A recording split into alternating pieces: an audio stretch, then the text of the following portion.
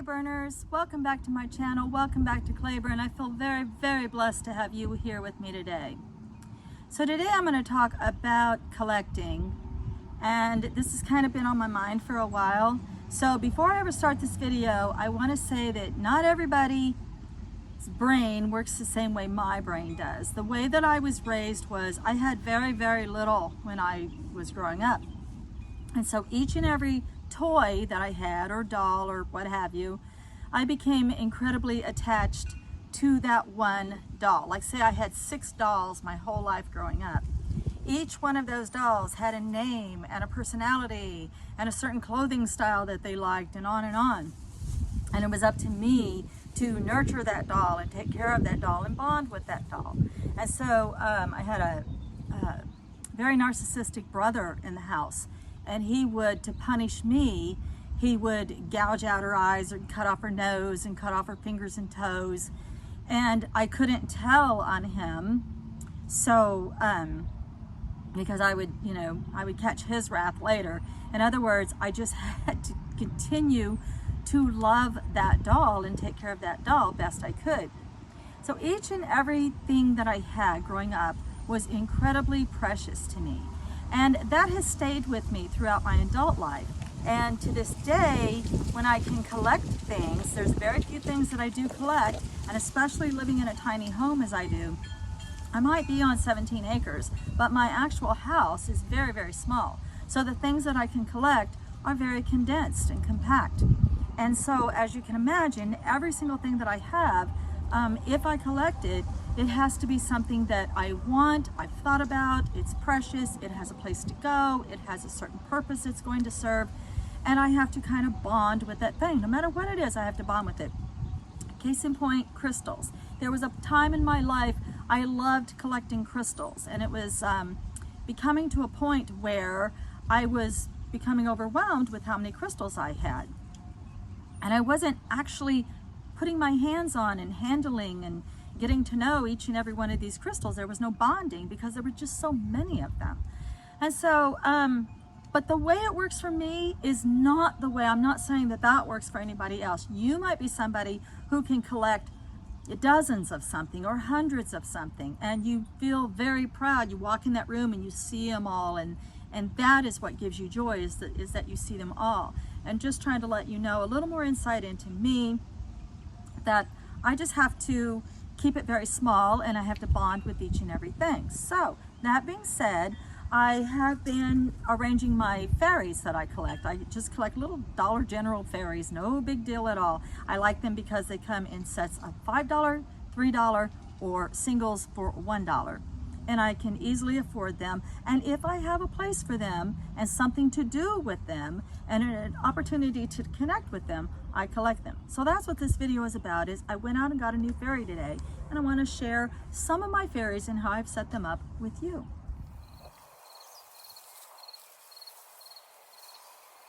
So I picked up this 4-piece gnome set today for $5, and the reason why I chose it is because I have a place for each and everything in this set to go. So the first thing that attracted me was the little pool. I haven't seen this before. And so because this is my spot of aquatics, that definitely has a place to go in my little water garden. This little fairy here, I've never seen one like her before. She actually sits on a frog, and I haven't named her yet, but I plan on giving her a name because I just want every one of my fairies to have like a home. I want a fairy that's named, and then she can have helpers. So her helper here is this gnome who's just petting a frog. I picked him up the other day for $1. I thought he was so cute. I hadn't seen a gnome petting a frog yet. So that's super cute. So the little pool, it kind of matches the little bridge that I picked up a year ago, and I really love it. So now I've got a bridge, a walkway, a bridge, and a little pool all over here with my fairies of aquatics. If you have a suggestion for the name for this fairy, please put it in the comments below. Well, we're still in Pepe's Memorial Garden, which is AKA my pet cemetery. And I'm going to introduce you to Ladybug. I use these as markers for their homes. These are known as Wobblo eggs or Missouri balls. They're all over my property, and someday I will do a video on these. I keep forgetting, and I don't collect all of these. There are literally hundreds. It's just that if I have a use for it, I'll pick it up out of a creek bed and bring it up here into the yard.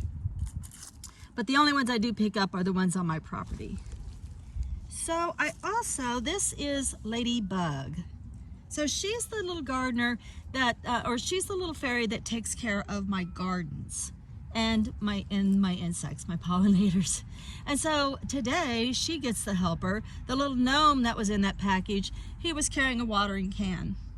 So I thought he would be super, super cute as an addition to her little garden. And I can't see what you're seeing. If you can see all of his little snails and welcome my garden signs. And then when I have these cute little beads that look like flowers, I just throw them down here so it just looks like flowers.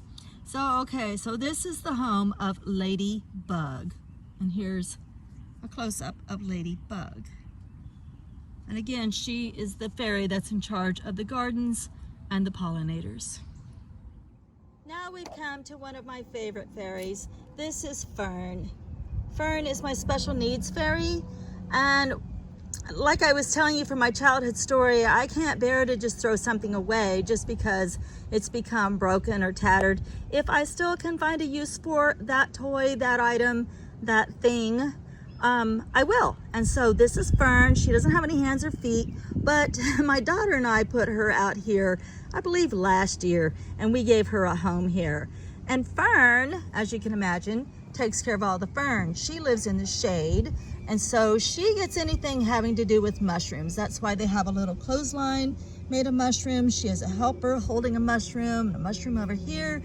Fern lives in a mushroom house, and she has a little mushroom helper gnome that lives over here. He's also hugging mushrooms, and his house has little mushrooms on it. And so what better place for this cute little mushroom welcome sign that was also in that kit to be over here, since Fern didn't have a welcome sign yet, and now she has a welcome sign. So again, this is Fern's home. Fern lives here. Back in the pet cemetery, Pepe's Memorial Garden, I picked up this cute little gnome today for $1. Now he looks like he's carrying around a basket of, I don't know, beets and peaches, but we're gonna call him apples and pears. He is gonna go into Autumn's garden. That's Autumn right back there. Her house sustained a little damage during the winter. I did not pick my fairies up this winter. Normally I do. I didn't this year. This year we had a very mild winter. So this gnome is gonna be a helper gnome, and he's gonna live somewhere back in here with Autumn and her other little friend that welcomes you into the fall garden. I don't think I've ever shown my pets' graves before, although we filmed in the cemetery before, so I'll just pan around and show you real quick. It is Pepe's Memorial Park. I redo his sign every year. Anytime I find a cute little statue while I'm out somewhere, I usually buy it, such as the little pig, Peony the pig, and bring them home and paint them. Pepe's. That's a very interesting headstone, isn't it? That's another one of those Wobblo eggs, and that one shows a huge, everyone has a dimple in it. And they fell, oh, I'll do a video on it at some time. It's a very fascinating story behind the Wobblo eggs. Mama Bunny's, her headstone is another Wobblo egg. And then there's Cleo, my lovebird. And she has one of the smaller Wobblo eggs as her headstone. All right, I have some other fairies I want to introduce you to. Okay, this is Rose. I'll just quickly go through these. So Rose lives here. This is a native prairie rose. It's going to be one of the pink roses that just grows natively all around my area in our ditches. And I picked these up too at the Dollar General.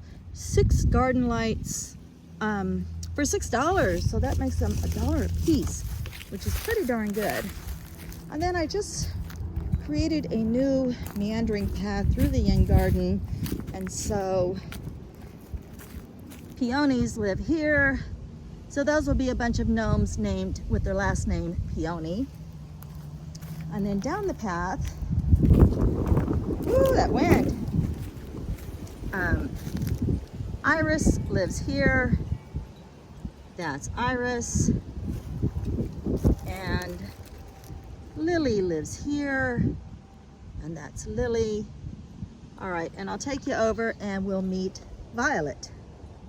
Hopefully I haven't lost your attention with the fairies. The video is not so much about fairies. I mean, it is in a way, but in another way, it's just, you know, I just want to encourage you that whatever it is that you collect and that you like, that, you know, it's okay to take time to spend time with the stuff that you enjoy, and you just get this absolute pleasure from it, and that's perfectly okay. So this is Violet's house. When we first got our cabin, my yard over here was sort of shady and had all these beautiful wild violets growing, and I didn't want to see them all destroyed, and so I went around and transplanted as many as I could into one area and rocked it off, and nobody, you know, steps here. And later on in the spring, this whole circle is just a mass of violets. It's so beautiful. Okay, so obviously Violet lives here, and then the last part of that $5 set was the cute little house, and so that will become Violet's house. Every fairy needs a house. She just looks like a violet, doesn't she? In her beautiful purple dress with her purple wings. She looks like a violet. So she lives there, and then, I don't know, just to give her something to do all day while she's waiting for the violets, she can watch the birds come and enjoy the fountain. And then I thought that this little wishing well was super cute because it's also got the purple on it and looks like it belongs with Violet. And then, just for good measure, because nothing's really growing here yet, you can see how tiny the violets are. Violet's gonna get a little sprig of greenery. All right, guys, that's it. I'm gonna go over and put those new lights over on my new meandering path. And when the lilies and irises come up over there, I'll take you on a tour and show you how beautiful all of that is. Much, much love and light, everybody. Blessed be.